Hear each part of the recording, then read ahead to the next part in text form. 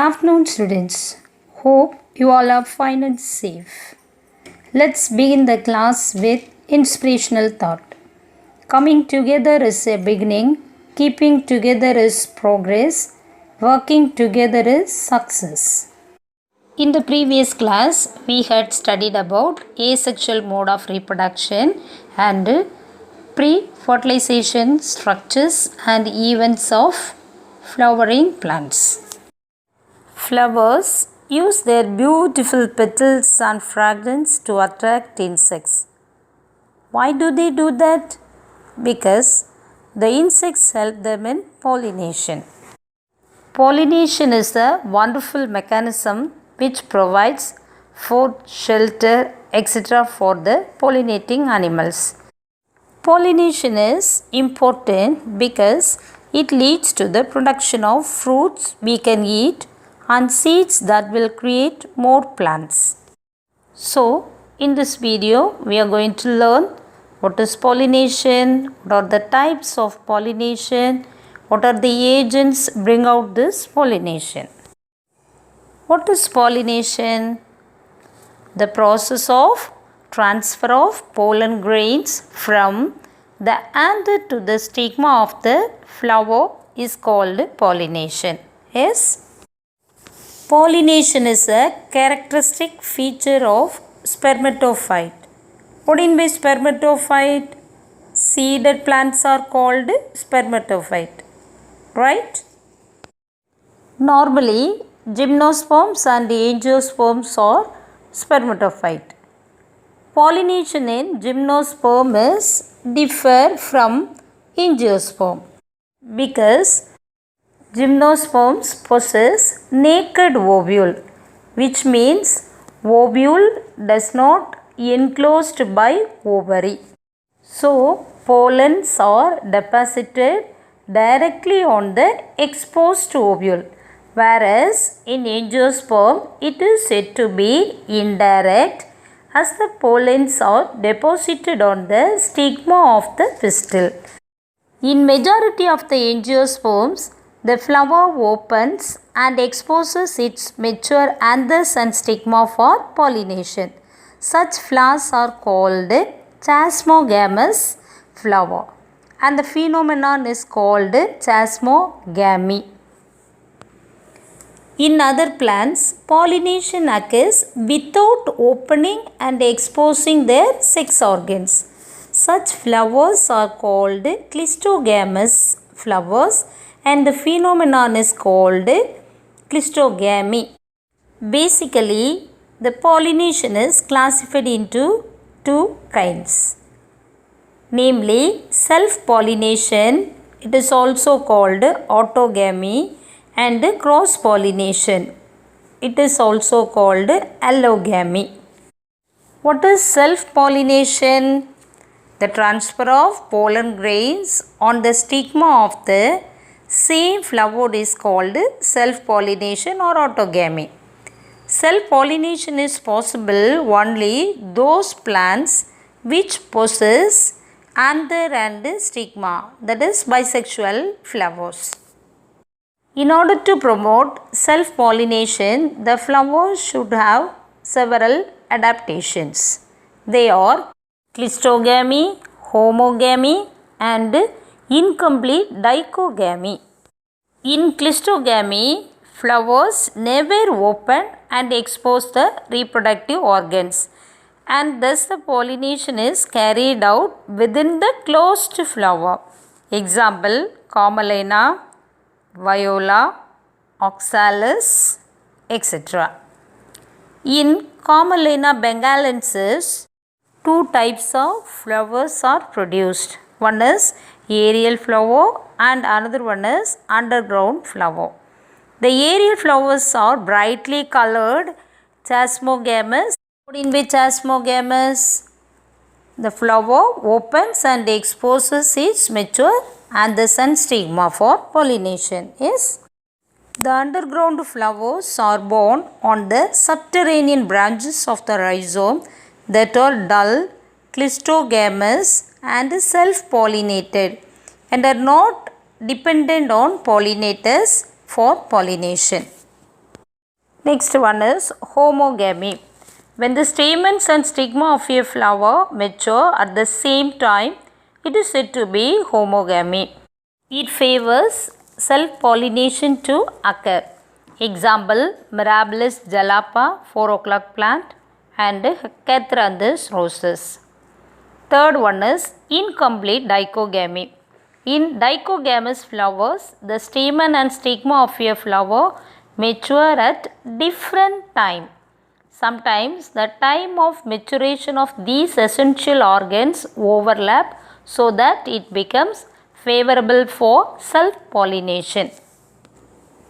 Second type of pollination is cross-pollination. What do you mean by cross-pollination? The transfer of pollen grains from anther to the stigma of the another flower. It's said to be cross-pollination. Pollination is of two types, enotogamy and xenogamy.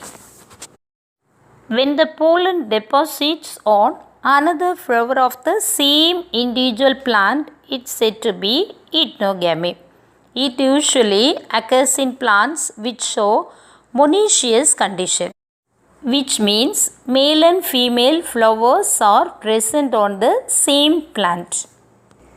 It is functionally cross-pollination but is genetically similar to autogamy because the pollen comes from the same plant. Yes? When the pollen deposits on another flower of a different plant of the same species, it's said to be xenogamy. Contrivances of cross-pollination.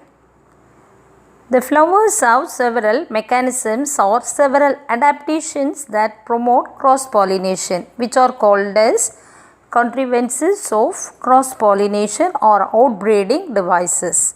It includes unisexuality or dicliny and bisexuality or monocliny. In dicliny or unisexuality, when the flowers are unisexual, only cross-pollination is possible. There are two types, monoecious and dioecious.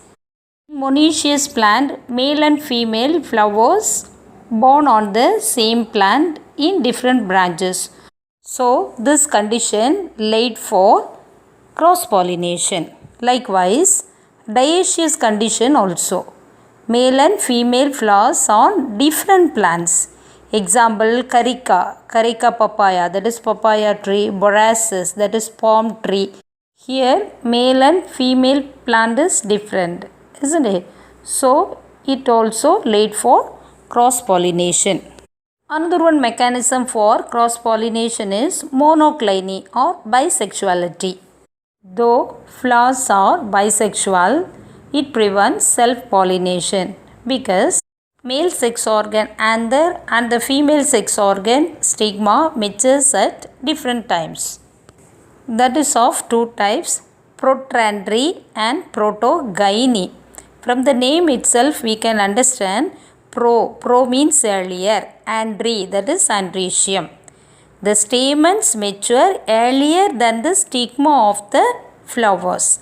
Example, helianthus, sunflower. Then protogyny. Here pro means earlier, gyny means gynecium. Here the part of the gynecium stigma mature earlier than the stamens of the flower. Example, Scarpularia and Aristolochia. Another one mechanism of this bisexuality is hercogamy. In bisexual flowers, the essential organs, stamens and stigmas are arranged in such a way that self-pollination becomes impossible. For example, in Gloriosa superba, it is our state flower. Yes? Here, the stigma is reflected away from the stamen. Another one example, hibiscus. In this condition, the stigmas projected above the stamen. So, here self-pollination impossible, so it laid for cross-pollination. Another one mechanism for cross-pollination is heterostyly. Here hetero means different. Styly means style, that is part of gynoecium, isn't it? Some plants produce 2 or 3 different forms of flowers that are different in their length of stamens and style. Pollination will take place only between organs of the same length. It is of 2 types, distyly and tristyly. In distyly, plant produces 2 forms of flowers. One is long style and short stamens. And another one flower produces short style and long stamens. In this condition, though it is a bisexual flower, self-pollination becomes impossible. So it leads for cross-pollination. Another one heterostyly condition is tristyly. Here the plant produces 3 kinds of flowers with respect to the length of the style and stamens. Here the pollen from flowers of one type can pollinate only the other 2 types but not their own type. Example, Lythrum. Another one mechanism of cross-pollination is self-sterility. In some plants, when the pollen grain of a flower reaches the stigma of the same, it is unable to germinate or prevented to germinate on its own stigma. Example, Abutilon and Passiflora. So, what are the contrivances of cross-pollination? Dicliny and monocliny. Dicliny, that is of 2 types, monoecious and dioecious. Monocliny, that is of 4 types, dichogamy, hercogamy, heterostyly and self-sterility. The dichogamy is of 2 types, protandry and protogyny. Then heterostyly is of 2 types, distyly and tristyly. Next, let's discuss agents of pollination. Pollination is bring out by many agents like wind, water, insects, etc. On the basis of the agents, the pollination is divided into 2 abiotic and biotic factors. The abiotic factors are wind and water. It is termed as anemophily and hydrophily. The biotic agents are animals. It is termed as zoophily. Pollination by wind is called anemophily. The wind pollinated flowers are called anemophilous flowers. The wind pollinated plants are generally situated in wind exposed regions.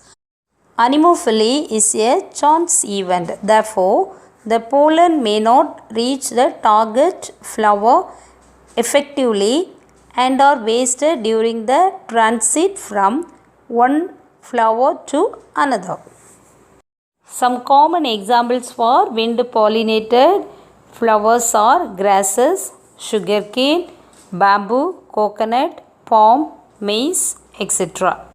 Characteristic features of anemophilous plants. Anemophilous flowers are produced in pendulous, which means hanging downward, and spike inflorescence. The axis of inflorescence elongates so that the flowers are brought well above the leaves. The perianth is absent or highly reduced. What will be perianth? A whorl which is produced instead of calyx and corolla is called perianth. The flowers are small, inconspicuous or minute, colorless, not scented and do not secrete nectar. The stamens are numerous, filaments are long, excited and versatile. See here, it is the versatile anther. Here the filament attached in the dorsal region. This versatile anther shakes by wind and it releases the pollen grain. And the anthers produce enormous quantities of pollen grains compared to number of ovules available for pollination. They are minute, light and dry so that they can carry it out to long distance by wind. In some plants, anthers burst violently and release the pollen into the air. Example, Artica. Stigmas are comparatively large, protruding, sometimes branched and feathery. This kind of adaptation helpful to catch the pollen grains. Generally, single ovule is present. Plant produces flowers before the new leaves appear. So, the pollen can be carried without hindrance of leaves. These are the characteristic features of anemophilous flowers. Now we shall see how anemophily takes place in maize plant. The maize is monoecious and unisexual. The male inflorescence, it is called tassel, is born terminally, that is its tip, and female inflorescence, it is called cob, laterally at lower levels. Maize pollens are large and heavy and cannot be carried out by light breeze. However, mild wind shakes the male inflorescence to release the pollen which falls vertically below. The female inflorescence has long stigma that is called silk which projects beyond leaves. When the pollens drop from the tassel is caught by stigma. Thus a way pollination takes place in maize. Next is hydrophily. Pollination by water is called hydrophily, and the flowers pollinated by water are said to be hydrophilous flower. Though there are a number of aquatic plants, only in few plants pollination takes place by water. In water plants like Eichhornia and water lily, pollination takes place through wind or by insects. There are two types of hydrophily, epihydrophily and hypohydrophily. Here epi means above. So the pollination takes place above the water level. Example, Vallisneria. Here, Vallisneria is a dioecious, submerged and rooted hydrophyte. The female plant bears solitary means single flowers, which rise to the surface of water level using a long coiled stalk at the time of pollination. A small cup-shaped depression is formed around the female flower on the surface of the water. The male plant produces male flowers which get detached and float on the surface of water. As soon as a male flower comes in contact with the female flower, the pollination takes place. Stalk of the female flower coils and goes underwater where fruits are produced. Hypohydrophily. Pollination occurs inside the water. Example, Zostera marina and Ceratophyllum. Next one is zoophily. Pollination takes place by animals are called zoophily, and the flowers are said to be zoophilous flowers. If the pollination takes place by birds are called ornithophily. If it takes place by bat, that is called chiropterophily. If it takes place by slug or snails are called melacophily, and insects, that is called entomophily.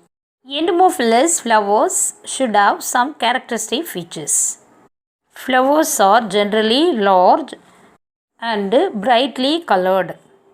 Example, poinsettia and bougainvillea. Flowers are scented and produce nectar.